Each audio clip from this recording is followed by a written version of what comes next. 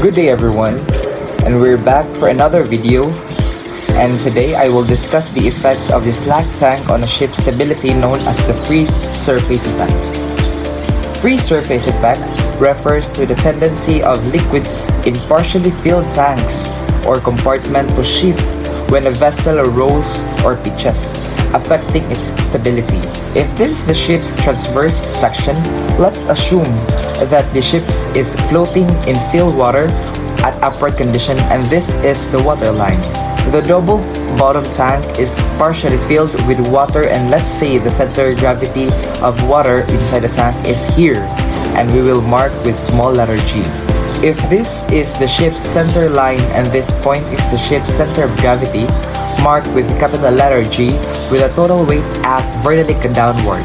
The geometrical center of underwater volume is the center of buoyancy marked with capital letter B, where the buoyancy force acts vertically upward. For a ship to float, the buoyancy force should be equal to the total weight that acts vertically downward. When a ship tilts or rolls, the ship's center of buoyancy capital B moves some point at the low side to be 1. The liquid within a partially filled tank tends also to move to the lower side, causing a shift of the center of gravity of water inside the tank.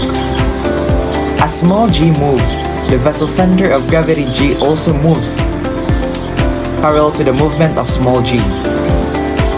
Now, the point where the buoyancy force and the ship's center line intersect is called the transverse metacenter of capital M, and the horizontal distance between the ship's center of gravity, capital G, and the vertical line of buoyancy force is called the righting lever, or GZ, which determines the ability of the ship to return to its upright position when it is tilted.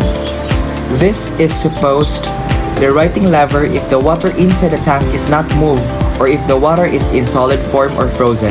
But since the water inside the slack tank is free to move due to its movement, the ship's center of gravity, capital G, moves parallel direction with the center of gravity of water inside the tank.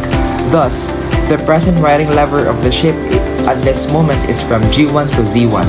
If we extend the downward vertical force upward intersecting the center line, the point of intersection is GV, or the virtual rise of center of gravity. The horizontal distance between GV to ZV is equal to G1 and Z1. The movement of the water inside the slack tank when the ship is hailed result in a decrease in the ship's righting lever.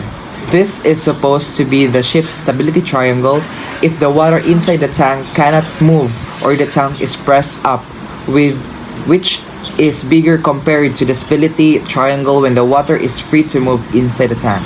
The result is the reduction of ship stability due to the slack tank.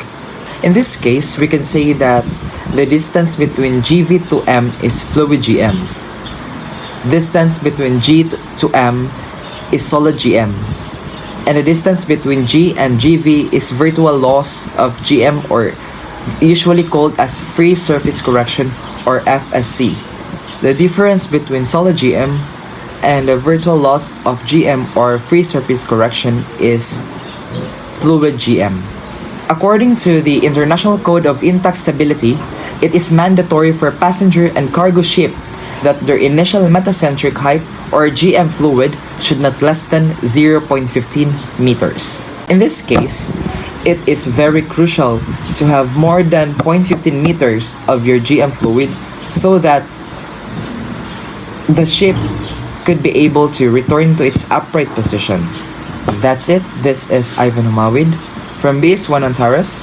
Thank you and have a blessed day. Happy Valentine's.